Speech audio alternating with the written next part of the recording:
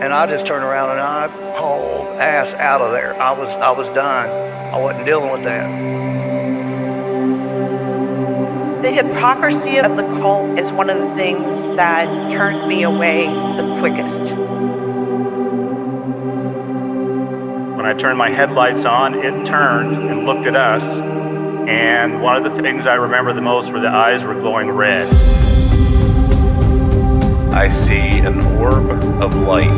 It is just circling these steps like it is waiting for me. And he begins to tell them that he saw a UFO. They're basically like, what are you talking about? That's 7 foot up on a tree, peeking around it, and that's where I saw the top of the muzzle, nose, and the eyes. As soon as I made eye contact with this thing, it felt like death. Welcome back to Tinfoil Tales. Tonight I'm joined by my guest, Ian. Ian, thanks for coming on here tonight and talking with me. Anytime. Would you like to let the audience know a little bit about yourself? Yeah, as you said, my name is Ian. I'm very interested in paranormal topics, probably because I've had a lot of weird things happen in my life. So I also have a background in science, so I kind of apply that methodology to understanding paranormal phenomenon. And yeah, I have a bachelor's and master's in science, but now pretty much all that I think about is spooky. So glad to be here. Definitely glad to have you. So your email that you sent to me talked about cattle mutilations. Is this something that you've always been interested in, or is this something you just kind of started looking into recently? Well, it grabbed my attention just because you see it on YouTube, you see it on like Skinwalker Ranch type shows. Even Netflix had a series recently about it or a show about it. And it seems to be this like apparent phenomenon that's tangible and repeatable. So it's like a really obvious mystery. So it really grabbed my attention. And I was like, this is something I could potentially solve because it's not as nebulous as like a typical, like a ghost or something like that, where you can't, there's no video. These are well documented, repeatable, global phenomena. So I was like, eventually, I think I'm going to be able to pick up on some patterns here, but it took a while. Well, if you want to dive into it, I will turn it over to you and we can listen to you about everything you've researched and what you've determined. Yeah, so I, I would see these events and I didn't really know what to make of them. So I'm also really interested in archaeology. My background is like ecology, evolution, and behavior. So I'm really into like wildlife and things like that. But then also kind of combined with an interest in like Stone Age hunting, things like that, up through the Native American times, especially in North America. So I'm fairly aware of what used to be here in North America, which was huge, vast herds of bison. So that's always kind of in the back of my mind. But I hadn't really applied it to this phenomenon, cattle mutilations, because it's not obviously connected. So over time, I'd just be sitting there chatting with like Chat GPT, and I'd be like, well, is there any correlation between where cattle mutilations and the bison used to exist? And immediately must have access to like bison maps and things. It's like, oh, we might have something here. And so then I get into this prolonged discussion with Chat GPT about, okay, how well does this line up? And then I kind of switch from that. I go over to Grok and I'm asking it, okay, let's map the cattle mutilations relative to where the bison used to be. And then luckily, Grok will show you what it's doing so you can see what mutilation events it's pulling up. Sometimes it'll just build in data that isn't actually based on anything. So you have to catch it doing that. And you also have to exclude which I learned eventually, the cattle mutilations that don't involve exsanguination, because these are not substantiated cases. So this is something that a human could do, like some guy in Southwest Washington gets his cow shot or something. This is not going to be representative of the overall phenomenon of cattle mutilations. So eventually I learned to filter out or filter for exsanguination. And then when you apply that filter and you ask Grok to find the amount of overlap between cattle mutilations and the historic bison range, it can't find any that are outside of the bison range. And I drew a map on my like kitchen island. I've got this huge map and I put dots on it and I looked at it and it's so precise it'll go up to the edge of where the bison used to be. and never cross. So the Stanford map, I used that in combination with a map put out by a scientist named Sanderson in 2008. And so there's data from the 1970s and 1980s, 1990s, and that's great for establishing this. But some of the newest data is some of the most striking because it's in Oregon between 2019 and 2024. And the cattle mutilations all involve exsanguination. They're all east of where the bison used to be. So they're all in the eastern 50% of Oregon, which used to have bison, because historically the bison didn't go past the Cascade Range onto the west coast. So all of it lines up with this pattern, even though there are cattle raised across the entire state. And if you go one state to the north into Washington, almost none of it had bison historically, and there are no mutilations there. And you can do this state by state. There's another border case down in Chihuahua, Mexico, where this is about the southwest extent of any known exsanguination cases. And there's a dot right there where the bison range ends and the exsanguination occurred. Same in Ocala, Florida. It's right there in another edge case where the exsanguination event occurred and the bison range ended. So it's over and over. It's repeatable. It goes all the way up into Canada, where you have zero mutilations in the provinces that didn't historically have bison. So Manitoba, Quebec, Ontario, and probably British Columbia, although there's some different kind of reports on that. I'd want to research that more. Tons of cattle in these areas, zero mutilations, and also very little bison territory, especially Ontario and Quebec. Manitoba had a bit, but no mutilations there. In Saskatchewan, about half of it, we think, had bison. They have also had mutilations, and every single one of those mutilations happened where bison territory used to be. And you go another province over to Alberta, which had the greatest number of bison historically and some of the last remaining herds, it has the most cattle mutilations. So, I mean, the correlation is striking. Speculation is absolutely delicious and when you get a pattern like this, but I'm not stuck on any particular explanation. But the pattern itself is remarkable. So then I took that, I wrote an essay up about it, and then I started looking globally because mutilations have occurred globally. And you start seeing a pattern emerge in Argentina and Brazil and the UK, excuse me, and Australia, as well as France. You've had mutilations. What has happened in each of these places has been this cultural replacement of a hunter-prey relationship that extended deep into the past. So there was this tradition of hunter and prey that was replaced by a domestic animal. When that occurs, you can predict every single time that domesticated animal will experience some rate of mutilation. And it seems to be dependent also on how rapidly that culture is severed and replaced. Because in the UK, it was a slower process where the Gaels and the Celtics were displaced by the Anglo-Saxons and the Normans, and they've had fewer mutilations. It was like sheep, but not as many. However, if it's rapid and extreme, you get way more. Like the guanaco that were wiped out or drastically reduced in southern Argentina as recently as last year, lots of cattle mutilations in that area because that's the species that was brought in by the Spanish to replace the guanaco. So, and there's a lot more details involved here. There was an outlier case in southern Brazil that I was having difficulty fitting into this model of deep historic hunter-prey relationship gets severed, replaced by domesticated animal gets mutilated, because there was a human that was exsanguinated in 1988 in southern Brazil. So I was like, wondering, how do I fit this into the theory? Well, I ended up learning that the Tupi people, which is spelled Tupi, were cannibals, and they would hunt other tribes of Tupi people. They would hunt each other and bring them in as captives, then eventually cannibalize them. When the Portuguese arrived, they ended up getting cannibalized as well by these indigenous tribes. And so perhaps to this phenomenon, the Portuguese people represented the domesticated livestock. So that might be how this fits in, because they've also had cattle and sheep mutilations in that same area.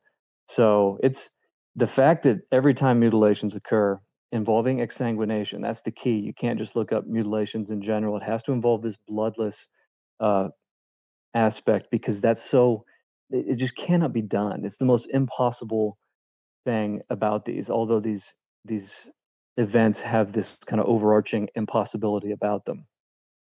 And I think that's worth actually getting into a little bit more, because the events themselves, I think, have been grossly misinterpreted. I think it's clearly like an artistic display. It's meant to shock. It's meant to be noticed. It's meant to be remembered. That explains the characteristics. So the exclusion of coyotes and bugs and things like that, that's to make sure the artwork, if you want to call it that, is not disturbed. That's to make sure that everything that's been done there is not messed up. There's no gray areas about what's going on here. How it's been produced is maintained for the visual. Ranchers have reported feeling the need to go out and see these exsanguinated cattle. They feel like strangely compelled to go out and see them, and they can't explain it. So it's literally pulling, whatever's doing this is pulling ranchers outside to find. And then they have lights actually guiding them in the sky. They're being conjured somehow. Ranchers report seeing lights. These lights are basically like lures saying, here, this is I want you to come see this. And this is yeah, so these are the patterns I've noticed. It's an extremely kind of dark phenomenon, but the fact that it's so predictable and tied to these historical events where a hunter-prey relationship is severed and replaced by domestic livestock is fascinating to me, because it's so predictable. There's some situations where you might think, well, why didn't it happen in maybe New Zealand, where the Maori were displaced and colonized? The one possibility there is that they didn't have a set cultural animal, that they kept switching kind of between prey species. That's one possibility. So it didn't kind of have this ecological resonance over time. It's one explanation. Who knows? I mean, the fact that this pattern is largely consistent across the entire globe is, I think, striking to me. And just the distribution of mutilations in North America, how it follows the historic bison territory, is remarkable. And other theories just don't work for this. If you go through the list of different theories like aliens, etc., there's no reason why aliens would follow these historic areas where hunting was occurring consistently for this long. There's no motivation there. Why would they be following that? And why wouldn't they go just elsewhere and do whatever? Not to mention the fact that it's clearly performative. The way the skin is removed from around the teeth creates this absolutely just vile, like, facial expression on the victim, whether it's human or a cattle or a horse in France, which occurs in France. Yeah, so these deeply historic relationships between humans and their prey species, whether it's the Celtics, they're hunting the auroch and the red deer, or the Aborigines and the wallaby, the emu, and the kangaroo, whatever it is, if there's deep time associated with that hunter-prey relationship and it gets severed rapidly and replaced by a domesticated species, that domesticated species gets targeted by this mutilating phenomenon, whatever it might be. I lean toward it being more of a spiritual than a corporeal entity, just because the amount of perfection and undetected operation is just inexplicable, given something with human limitations. It could not be accomplished, not for 60, 70 years. And however long this phenomenon has been operating, which might actually extend deep into history as well. So that's about as far as I've taken it. I keep researching it and wondering about its, where might we predict that it would happen next? Where might we see this actually in history books? Maybe with the Aztecs, if they're doing sacrifices, maybe this is because they saw mutilated animals and they thought maybe this was a god telling them that this is what it wanted. And so that was their reaction, even though it's not what the god wanted. What the god wanted was nature to be operating this in the more natural hunter-prey relationship thing, and they were maybe causing too much ecological disruption.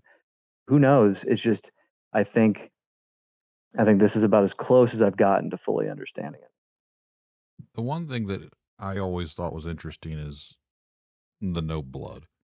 And I've Yeah. seen skeptics say, well, the kill site was somewhere else and they drained the blood and this, whatever.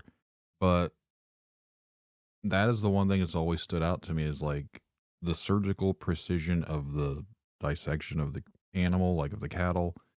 There's no blood. There's certain things cut completely. Like it's too perfect in a sense that some farmer went out there and did this, or some jokester went out there and did this. Someone had to they had to know what they were doing to try and come out and do this. It's just not something that someone goes out there and does.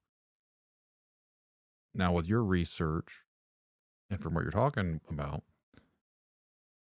where do you think all this stuff is good? Like, what is the purpose of this? Do you have any idea, like, where the blood goes, what they're using it for, what they're doing the mutilations for? Obviously, you said something about artwork, showing it off, but it also Yeah. brings up the question of who and what is actually doing this. I know that's the question everyone wants to ask. They think it's aliens, they think it's that. In your opinion, like, what do you think all this is about? Yeah, if it's time to speculate, then I leaned into the kind of the mother nature aspect. And at first it's very normal to think, okay, the blood is being used for something. The organs are being used for something. But I think it's much more of a mirror to how whatever it is. And I don't think it's a corporeal, and I think it's more in the spiritual realm, and we can get into that. I think it's more so mirroring how it sees us using domesticated livestock. So we have this impersonal, cold, industrial relationship with livestock, and then it mirrors that back to us by exsanguinating them, by perfectly carving them up with symmetrical like eye sockets and disemboweling and leaving no trace. It's cold, it's calculated, it's impersonal. And I think it's also trying to convince us that this is not being done by people. The fact that anybody even entertains the possibility that it's being done by people means they haven't seen these, because ranchers don't talk like that. Ranchers don't come away saying, who was in my field. They don't say that. Maybe the FBI in 1979, starts talking about that kind of thing, but the FBI can't talk about things in the spiritual realm having these effects, that they lose their jobs, or it's just not something. It's not a language they can use. So I'm really open to anything that could behave perfectly. And I mean, I have a history of being pretty much a strict materialist. I'm into science. I was the kid in high school that was arguing with everybody that there's no God. But as time has gone on and I've accumulated experiences, I've had so many weird things happen, ghosts and synchronicities and sleep paralysis, etc., that I don't think there's any limit to what could possibly happen. One of my favorite quotes about reality, it's not just stranger than we think it is. It's stranger than we can think it is. So I think it's important to remain open to any possibilities, especially when the evidence repeats over and over and over again with these impossible events. Like you said, the exsanguination. We're not finding drops of blood anywhere. They might try to say in 1979 in an Arkansas study that the ground can absorb, 8 to 10 gallons of blood. That's absurd. It's ridiculous. Any rancher knows what a dead cow that's been in a field for a while looks like, and they are shocked for a reason when they find these exsanguinated animals. It doesn't look like an animal that has been naturally rotting in a field. It's a completely different phenomenon. You have to trust the ranchers and their experience with these systems. They're the ones who know, and they're not motivated to like make up a story to protect their, no pun intended, to protect their hide. So if I'm speculating wildly, I mean, at first I was like calling it the phantom, because like it's like a phantom presence that's doing this. But I think it's like more of a message from the great beyond, even like the realm of the gods. It's a message of, look what you've done to nature. I'm going to show you how you treat nature by treating your replacement species with absolute disrespect, because this entity feels disrespected. It feels that the land has been totally like destroyed, basically, from how it was supposed to operate. And I We, know it sounds ridiculous, we've but that's what tainted it. speculation. It's basically like we've tainted the land. We've brought Yeah. in different species to replace the natural ones that were there with invading species. Yes. I've talked to some people recently, and anyone that listens to my show, they know what I say when it comes to certain things. But I think a lot of this phenomena that happens is all somehow connected. People see ghosts, people see these cryptid creatures, they see aliens. Some people get spiritual on it and call them religious icon like demons or something like that. Or I don't know what they are. I just feel like almost everything that we encounter is probably connected somehow. And I don't know how to determine where they're from or what they are, other than I just feel like all this stuff is somehow connected. Absolutely. Absolutely. I feel like one of the deepest insights I've ever had in my life is the sense that everything is connected, and that there's a lot of agreement with that in classic philosophies and other religions. That there's no the illusion of separation is just that there is no separation. Um, Oddly, and maybe even striking to me, after I fumbled upon this pattern of bison range and mutilations, I I started having synchronicities. Like every day, I'd get these really weird coincidences. Um, the first was I pulled up, like I was getting close to a gas station to go like get tea or something, and this van pulls in front of me, and the back of it says, "You're building the future. We're here to help." And I was like, "Okay, this seems like a message." But another day passes, and I don't know where any of these discoveries are going to go. And a van pulls up in front of me, and because I'd been thinking, I'm gonna quit. I'm not even gonna talk about this stuff anymore. This van pulls up in front of me and says, "No excuses." I was like, "Geez, Louise." And then I finally posted a little video on my YouTube channel, and I go walking to the gas station again to get tea, and I hear a lady tell her friend on the porch, "You figured it out, yay!" But they're just talking to each other. But I'm like, "You're gonna say that right when I walk past, after I might have just stumbled upon this pattern that might have some explanatory power." It's just these the synchronicities start accumulating. You just feel like something's going on. And I actually wrote an essay before any of this happened. That's like 2,500 words about all the synchronicities I've ever had, and trying to explain them, because I try to pick them apart from both sides of just inevitability or some sort of actual communication from from an intelligence, because they seem like that. They seem like they're a communication, and I think cattle mutilations are the sign of an active intelligence. I don't think I've thought about the possibility that it's like a spasm of nature, that when nature is violated, it's kind of spasms in this way, and it's involuntary. But the specificity and the perfection involved, and like the bison range mapping, I mean, the the way it occurs is deeply conscious. Like it knows what it's doing, whatever it is, and it doesn't make mistakes. And then it makes sure what it's done is seen.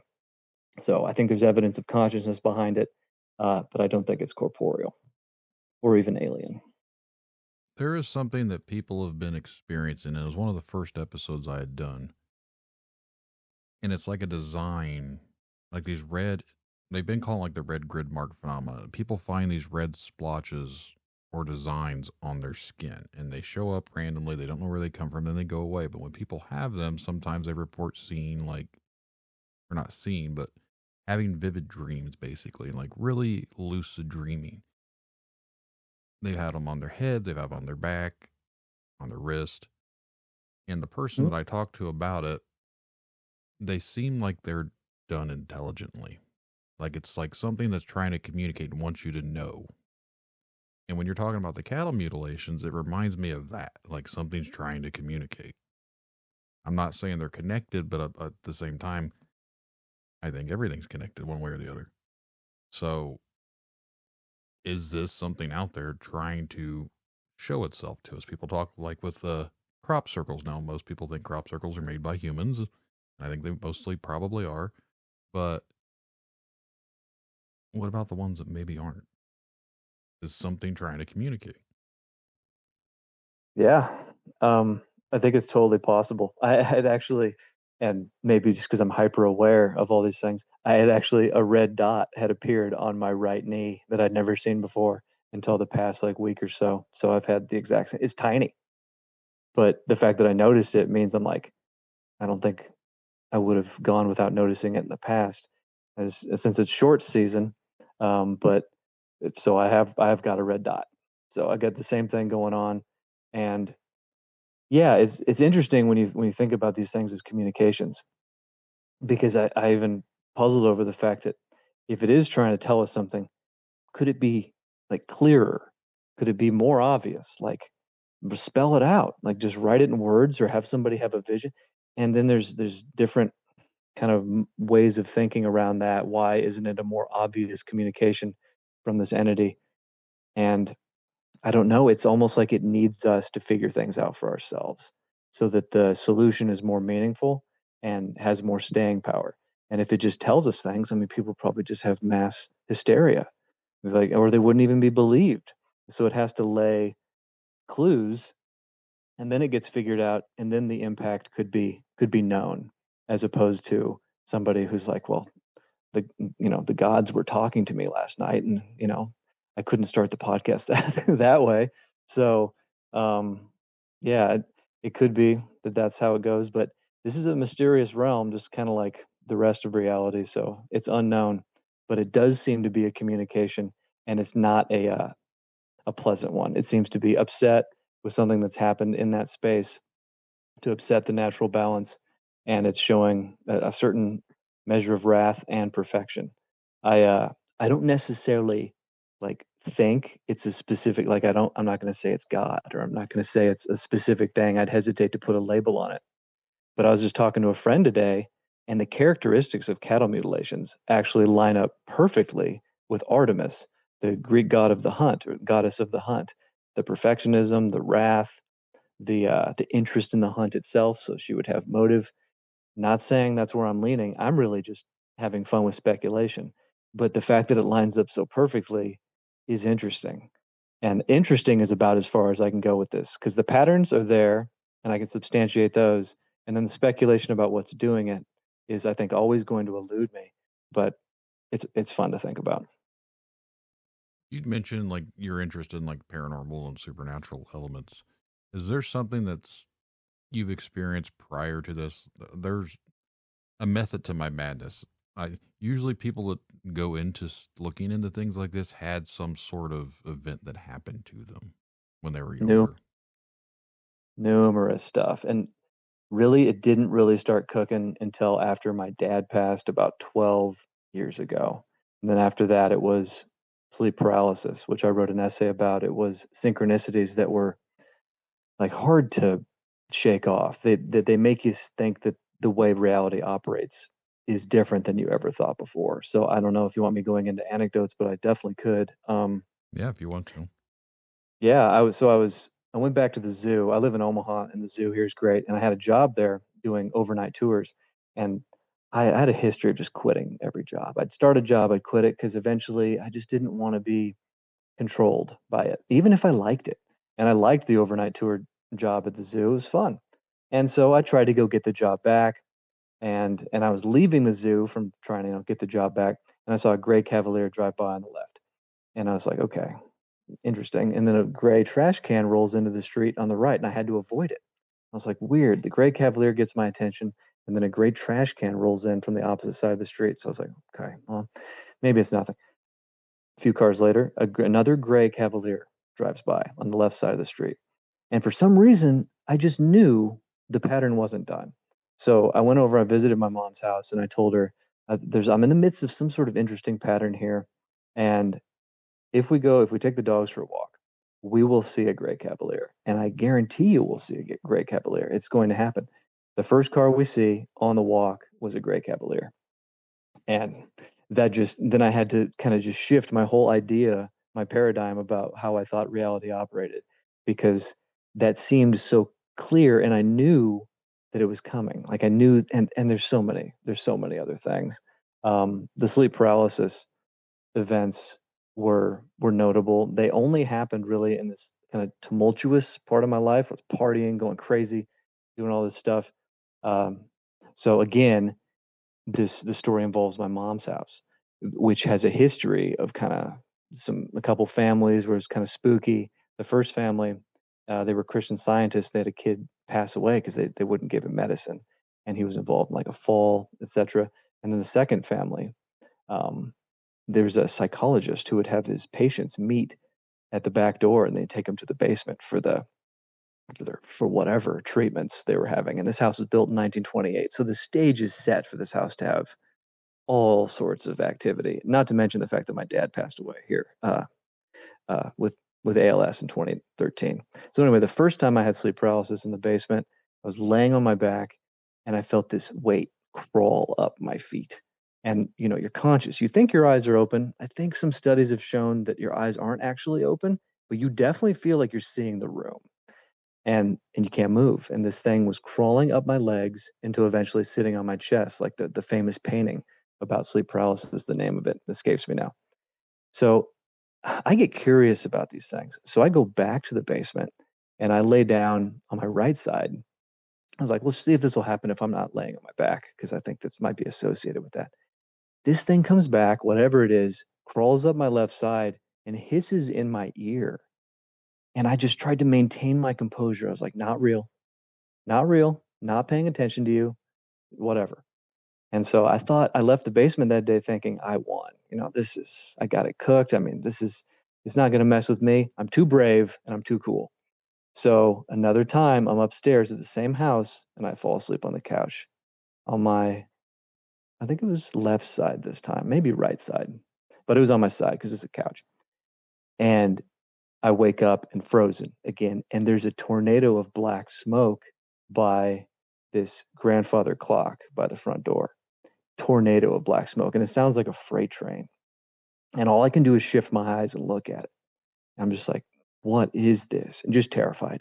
And then in a flash, it's next to me. And it sounds like the universe is like fragmenting. It's the loudest thing I can imagine. And then you eventually snap out of it. And I'm like, okay, how do I, like, the rest of the day just seems spooky. But then I finally start getting my act together. I stop partying, this and that. And I have one final sleep paralysis where I wake up, I'm frozen, but there's no terror. And this being that looks like it's made of black and blue, dark, kind of slightly shimmering pixels walks by my bed. And all I can do is look at it. And this thing smiles at me. It looks like a shadow of pixels. And then it's gone. And I've never had sleep paralysis again since then. So those events, while they have some sort of like precedent in the literature or psychological stuff, some people wouldn't say that's not paranormal. When you've had it happen, it doesn't seem super normal. It's like the nexus, the combination, the overlap between normal and like tangibly paranormal. So there was that. I mean, the list is long of anecdotes. I heard my dad's voice clearly in my left ear once when I was in kind of this hypnagogic state of like almost falling asleep. And then my mom came upstairs after I'd heard him say, "Get ready to talk." And then she said, "Did you say something?" from downstairs. So she had heard something. I don't know. I think she said it sounded like me. I wasn't talking. I'd heard my dad, clear as day, in my left ear, his voice after he'd passed away, say, "Get ready to talk." No doubt. And then tons of psychic stuff. Like there was a time in the same house, and I've had things elsewhere, but this is the same house from 1928. That's when it was made. I was in the kitchen and I heard a woman laugh. And for whatever reason, I really wanted to know, okay, where did that come from? I knew it wasn't my sister or my mom. I was like, what was that? So I was like, rewind the TV. Maybe it was Hillary Clinton. Maybe it was something on TV. Nope. We played the TV. It wasn't that. And eventually my sister comes in from outside, sits down, plays a Snapchat video on her phone. And it's the same laugh that I had heard in the kitchen. So all of these events, the continued synchronicities, the things lining up. Just the other day, I was at Walmart and I was getting a white monster, which are highly addictive. I love them, but I got to stop. I knew when I put it on the conveyor belt at Walmart, it was going to fall over. Like there was no doubt in my mind. It was a guarantee. Not because it was unstable, I just knew it was going to fall over. So I set it down. It's not, unstable or anything. It's not even moving. And the guy, he can't get my eggs to scan. He's just moving them all around. He's trying to find the barcode. It's just not happening. His right arm bumps into my groceries and creates this chain reaction that eventually knocks over the monster can. And I was like, okay, well, I guess I just have to live with these kind of things because it just happens to me. It's whatever. And I think these are probably more common than a lot of people might say because they don't get discussed. They're so strange. People they fear the backlash. Just like the same reason the FBI wasn't going to say we think this might be Mother Nature itself, exsanguinating cows. They're going to say it's coyotes or whatever, because they just can't talk like that. When I was actually a science teacher for a while, not anymore. I'm doing other things, but I started a club for kids. I call it Paranormal Society, and we would get together and we'd have a week where we talked about dreams or lucid dreams. We'd have a week when we talk about ghosts, or we'd have a holiday party around Christmas time where we watch the X-Files episode with Christmas when they're in the haunted house. And I was surprised by how many kids had never had eggnog before. But yeah, I just think things like that, it brings these experiences to the fore where else, like otherwise kids wouldn't feel like they could even talk about this stuff because I think a lot of people have these events, but they just don't feel like they can talk about them. It's just too strange, or they just discount them. They forget about them. But I think it's some of the coolest stuff that happens to anybody because it kind of makes you finally believe that maybe reality, like magic, is possible. You don't. It's not all just simple physics or what you would assume. It absolutely erases boredom because now reality is without bounds. Anything could happen. So that's that's why I developed an interest in all this stuff, and now my bookshelves are full of paranormal books, some psychic photography. I've got the dowsing rods. I do tarot. If I'm just when I'm feeling it, I'll do some like pull a card or something. Um, but then I'm also reading about physics and mathematics and stuff. So I keep it. I would say my philosophy in general is that I'm an observationalist. I just want to see what nature can do. What does it do? And then go from there, as opposed to assuming what nature's limitations are and then operating that way, which unfortunately seems like what a lot of science is based on, where we start with this assumption, we limit nature, we put it into a box, and then we just search within that box. But we don't even have a good explanation for why reality exists at all. So stop putting limitations on it and be open to experience. You might be surprised what happens. Yeah, and the next thing I wanted to study is imaginary friends. Like a lot of kids grow up and they have imaginary friends, and since I substitute teach, I was going to start like conducting interviews, probably with like sixth grade and older, because it just keeps things simple. But ask them if they remember having an imaginary friend. Did they learn anything? Did it talk? Did they remember what it looked like? Is there some common ground where it's a certain type of individual that people remember? I think my niece had an imaginary friend that was an old man, and we'd wonder, was it my dad? Is my dad there with her? We don't know. Um, but it's interesting. All of these little phenomena that occur, and including aliens, even though I don't think aliens are maybe what's happening with cattle mutilations, it's absolutely a phenomenon that's worth exploring. I really haven't had my alien experience yet, I don't think. So synchronicities, ghosts, precognitive stuff, all the accounts of cattle mutilations. That's kind of where I focus now. But who knows what the future holds? I talked to someone before, I think it was a couple of years ago now, that they were also a teacher and they did a group that focused on paranormal stuff. But when I was in school, I would have loved something like that to happen, but we didn't have anything back then. But you're right when you mentioned a lot of people don't get to talk about it, because that's the reason I do this show, is because people have experiences and we don't get a chance to talk about it because there's still that stigma out there. You talk about certain things, people think you're crazy. And I know some people, you know what, maybe they are. I'm not gonna go out and say that some people aren't crazy, because obviously there's going to be somebody out there that kind of is. But Yeah, not everyone is crazy. Like, people experience something. They're seeing something. They're having these experiences. Sometimes you just need a place to talk about it. absolutely. It's like Professor X in his school. Got to have somewhere for those kids to go, and I mean, yeah, what reality is way more vast than what's being covered in the textbooks. It's just such a distilled uh, way to represent what the full extent of reality.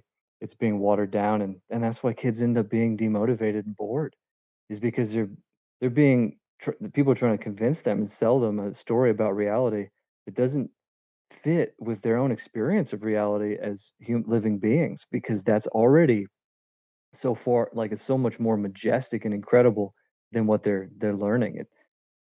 They're being subdued. So they get it. Yeah, I don't think school is great at creating inspiration, and it's probably not designed to do that generally, which is why I'm not part of it anymore. So I substitute teach pretty much just enough to have enough money to write, and so I was like writing books, but you put them on Kindle, nobody finds those. So then I start writing articles for journals, and my writing, as you could probably imagine, is also a little bit too edgy because you get into sleep paralysis, and I could get into another story about house dreams. So there's a time when I was also having sleep paralysis events. I would have these dreams that were scarier than sleep paralysis, dreams that transcended that fear by a factor of 100, like no problem. And nothing in the dream itself, if you were to see it, if you were to step into the dream and see what I was saying, you'd be like, why is this scary? But it was just unbridled fear. And it involved a house. And I'd be in the house, and there'd always be one room, and I knew it was somewhere, and I'd get close to it, and the fear would start to kick in. And it's a fear like I cannot explain. Like the most afraid you've ever been watching a movie or whatever. For me, it's beyond. Like, for me, I've never felt anything like it. I get goosebumps just talking about it. So in this house, I'd get to the room, and I'm like, I'm not going in there. The fear would be too much. But at one time, I was like, I gotta go in. And I opened the room, and it's like high windows on either side. The room is longer than it is wide, really kind of antique furniture, slightly dusty, antiques in glass cases. Um, just just seems harmless.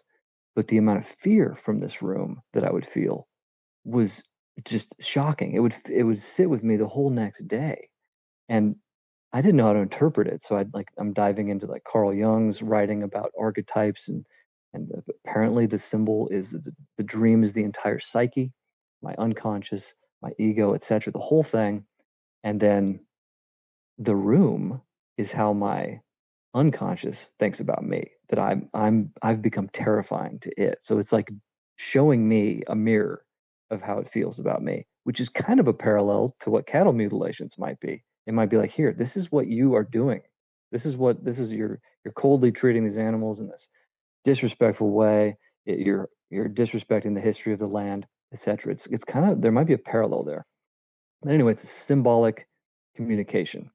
And eventually, I get my act together, the dreams disappear. I haven't dreamt about a house with a room in it since I started living a better life. But about a year or two, when I got my act together, I had a Tinder date with someone, and she tells me she's having house dreams. And I was like, oh, okay. So I said, you are in danger. Something going on in your life that you have to fix. And I made sure she knew I was serious. I remember her name. I will absolutely not say her name. The date ends. We just kind of go our separate ways. And I think I friend her on Facebook or something. We don't really talk anymore, but I see her pictures. And this is sad, but over time she disintegrated. She like slowly wilted away. I don't know what the problem was, but she passed away. And I wish I could go back to that date and really, like, I don't know, say it 10 times instead of once, that you are in danger, you have to fix this, or maybe reach out more for a second date. But the house dream seems to be an archetypal communication of deep danger. It seems to be, and it seems to be almost universal. I even had another gal from a dating app tell me that she was, because I asked her, because I could tell her life was just in disarray. She was always drunk when we would talk, always smoking, always just in between jobs. Like nothing seemed to be set up for her. And I said, hey, do you happen to be dreaming about a house with a room in it? And maybe there's something wrong with this room. And she's like, yeah, I dream about a house and the basement is all messy, and I don't go down there. I can't even go down into the basement in my dream. And I said, you have to fix you have to fix your life, because you're in danger. But you tell most people that, and especially if you don't know them, even if you do know them, They're going to defend themselves. They're not going to take that advice because you've Weirded just out told. by it. Yeah, yeah. So could you hear me there? Sorry, my thumb was over the thing. No, you're good. Yeah. All good.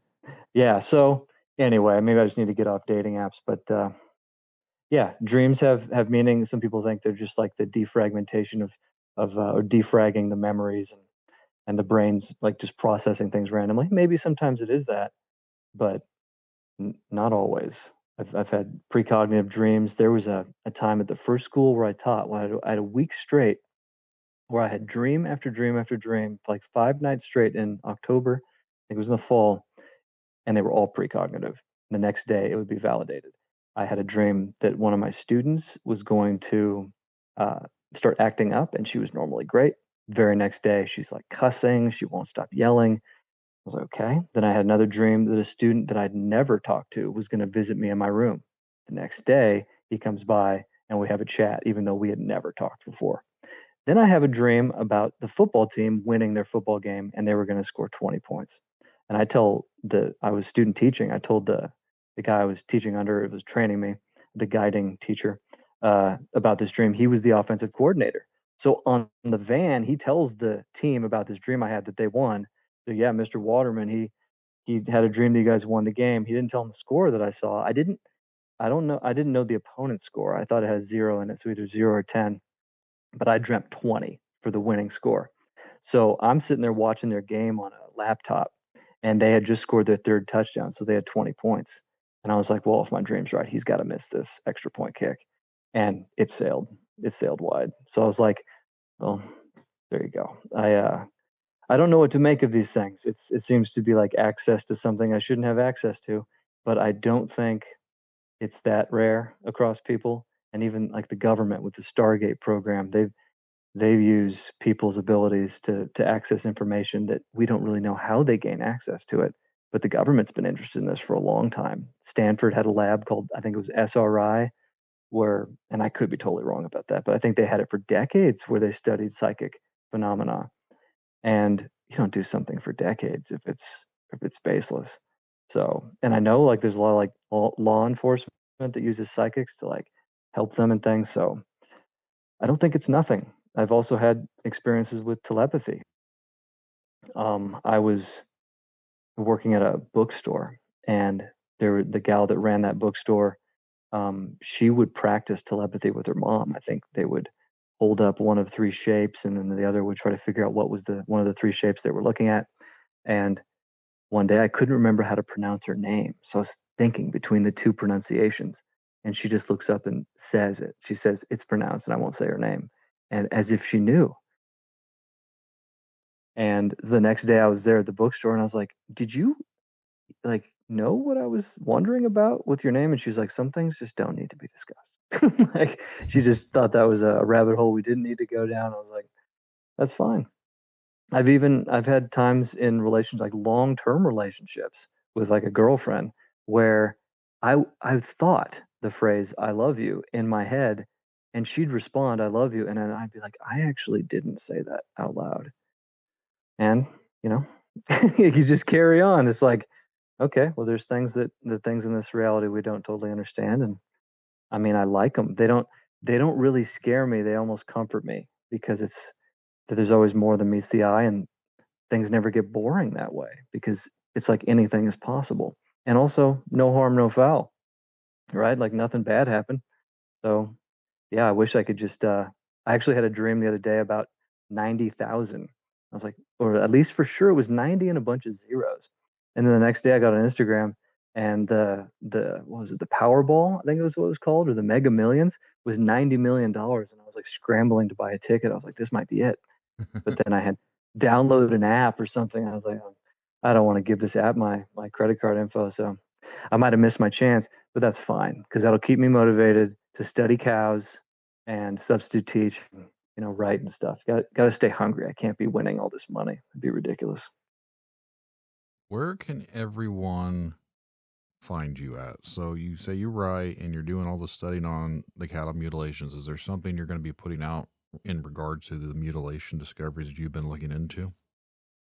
Yeah, pretty much everything we talked about is on the video I posted on Sound Science. So just a little alliteration for people. Sound Science on YouTube, and then Ganymede, this like the Greek myth Ganymede_gram, like Instagram. On Instagram is my page there, and yeah, I'd be open to talk to people about paranormal stuff anytime. I talk to former students about like the cow stuff, and whoever's interested in these things, because the mystery is just, I mean, it's so cool. It's the perfect mystery, especially the cow stuff, because you can understand just enough of it to feel like you're making progress, but you can't ever get all of it to feel like you got it wrapped up. So it's yeah, I'll probably be wondering about it for a long time. But yeah, those two sites, that would be it. Sound Science on YouTube, and then Ganymede Graham on Instagram. Awesome. Make sure to send me the links to that, and then I will include those in the show notes for anyone listening. Awesome. But I think we can probably wrap this one up. Is there anything else before we do that you would like to discuss? I just really appreciate the opportunity. It felt like a weight on my shoulders to discover this pattern and feel like, oh, I gotta tell somebody. I don't like knowing things that are kind of like that interesting and not being able to talk about it. Especially since it's the summer and I'm not teaching. Not that this is something I'm probably going to bring up at school, although there might be some high schoolers, like the certain type of dudes that might, I could talk to them about it. But I just really appreciate the opportunity to talk to you about this. And yeah, thank you very much. Hey, not a problem. I appreciate having you on. Thank you for being an awesome guest, and you brought some fascinating information that I never knew, especially when it comes to cattle mutilation. So that's something I'm going to actually start digging into myself. So definitely appreciate it. Excellent. And I'm sure we'll be talking again sometime. Yep, definitely. You have a good night. You too. Bye. If you'd like to be a guest on Tinfoil Tales, remember to send an email to tinfoiltalespodcast@gmail.com or go to tinfoiltales.com and go to the contact section. Make sure to follow me around on all the social medias. And just remember, truth comes at a cost. Are you willing to pay the price? I heard a story late last night about something lurking along the wood line. Huge footprints, strange lights in the sky. They claim it's nothing, but I know they lie. It's easier to laugh in my face, but something about this makes me say, what if it's real? What if they knew? What if the answers are coming from you? Spinning stories, wasting my time, hearing voices, is it all in their minds? They can call me crazy, but I just want some proof. What if it's true? What if it's real? What if it's true? What if the world's not what we knew? Tinfoil tales pulling me in, a story that starts where the logic ends. What if it's real? What if it's true? The answers are waiting, they're waiting for you. They see a dog man walking, or maybe a mothman flies above the buried giants, hidden beneath the lies. They say it's just stories, it's all make-believe. Fairy tales for the things we can't perceive. They want to keep us blinded, they want to break our will. But I'm not buying it, I'm not swallowing another pill. Force-fed poison, the lies we're made to believe. What if the truth could set us free? Alien signals traveling through time, secret space programs erasing their minds. They call them crazy, but I just need some proof. What if it's true? What if it's real? What if it's true? What if the world's not what we knew? Tinfoil tales pulling me in, a story that starts where the logic ends. What if it's real? What if it's true? The answers are waiting, they're waiting for you. They laugh, they lie, we all could die, but the signs are there if you open your eyes. Aliens, cryptids, demons, ghosts, the Nephilim too. What if it's me? Or what if it's real? What if it's real? What if it's true?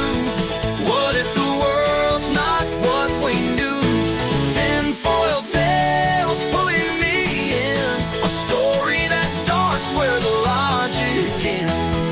What if it's real? What if it's true? The answers are waiting, they're waiting for you.